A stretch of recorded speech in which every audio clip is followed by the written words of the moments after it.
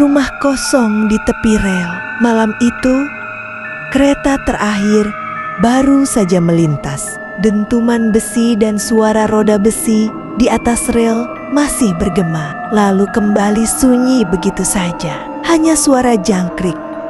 Dan sesekali lolongan anjing dari kejauhan yang terdengar. Di tepi rel itu ada sebuah rumah tua. Sudah lama ditinggalkan pemiliknya. Orang-orang kampung sekitar percaya rumah itu tidak pernah benar-benar kosong.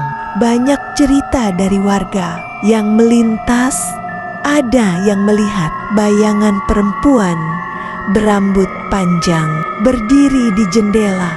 Ada pula yang mendengar suara tangisan anak kecil ketika malam semakin larut. Malam itu, 3 pemuda nekat masuk ke dalam rumah itu.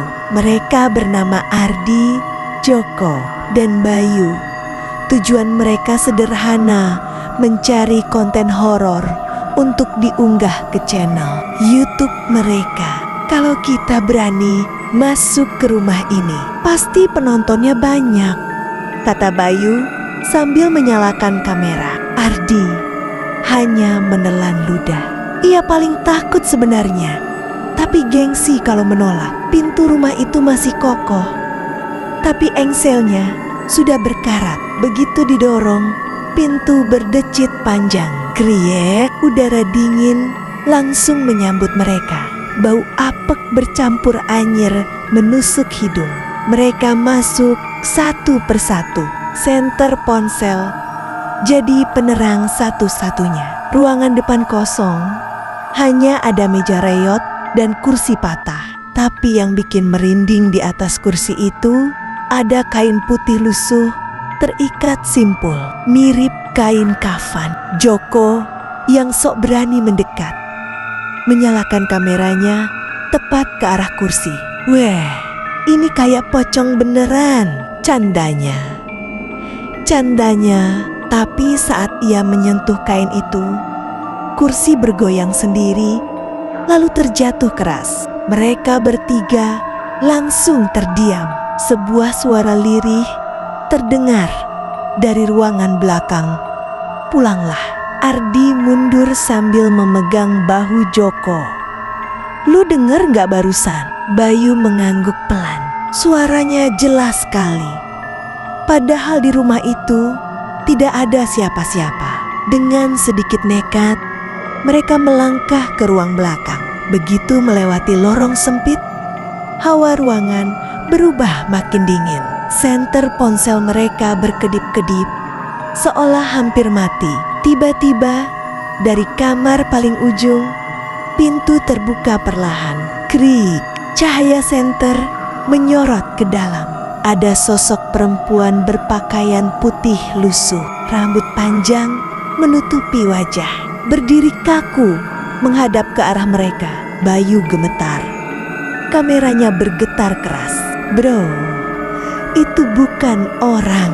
Perempuan itu mulai bergerak, bukan berjalan, tapi meluncur pelan ke arah mereka. Wajahnya masih tertutup rambut. Hanya terlihat darah menetes dari dagu ke lantai. Ardi menjerit, langsung lari ke arah pintu keluar.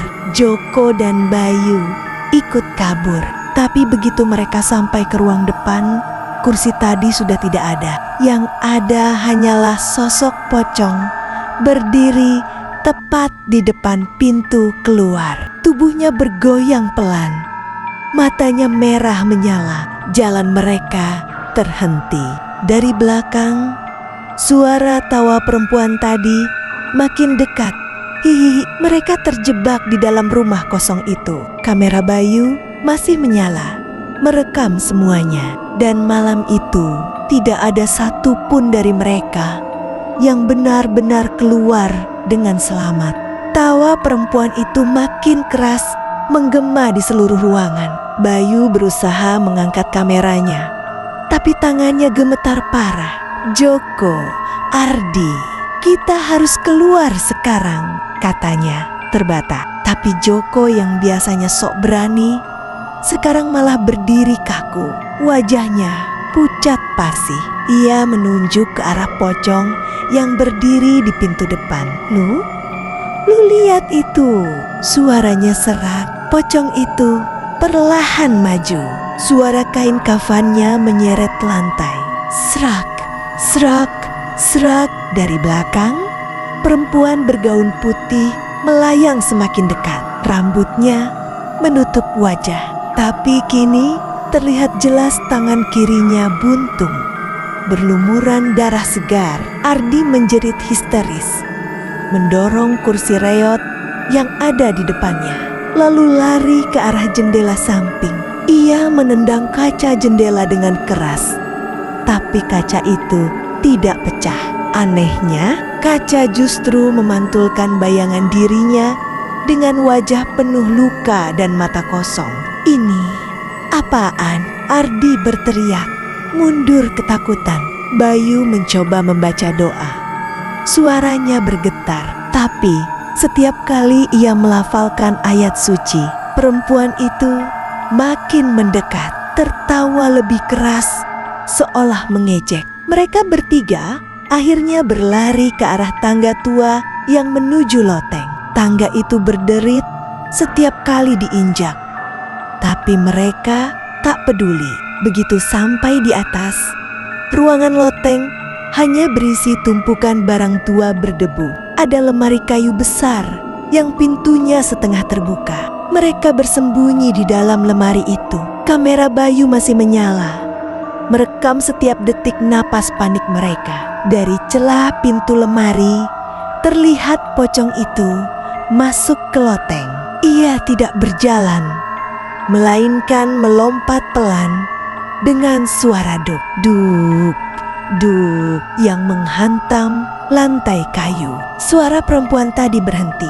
Yang terdengar hanya detak jantung mereka sendiri. Tiba-tiba, sesuatu menyentuh pundak Joko dari belakang. Ia menoleh dengan perlahan, dan wajahnya langsung membiru. Di dalam lemari itu, ternyata sudah ada anak kecil tanpa bola mata.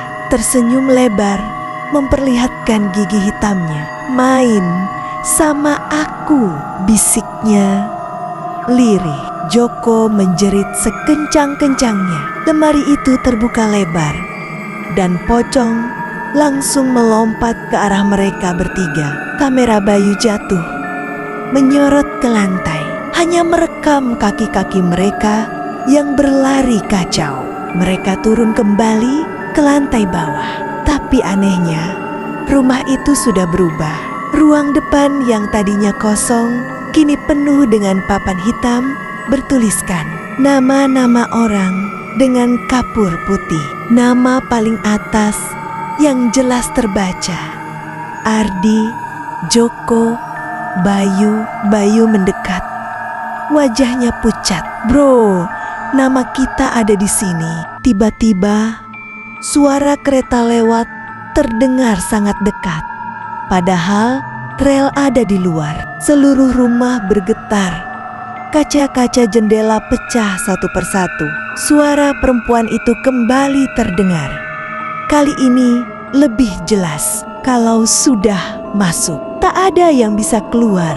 Seketika lampu kamera padam, gelap gulita. Dan setelah itu, yang terdengar hanya teriakan mereka bertiga, bercampur suara tawa dan tangisan anak kecil.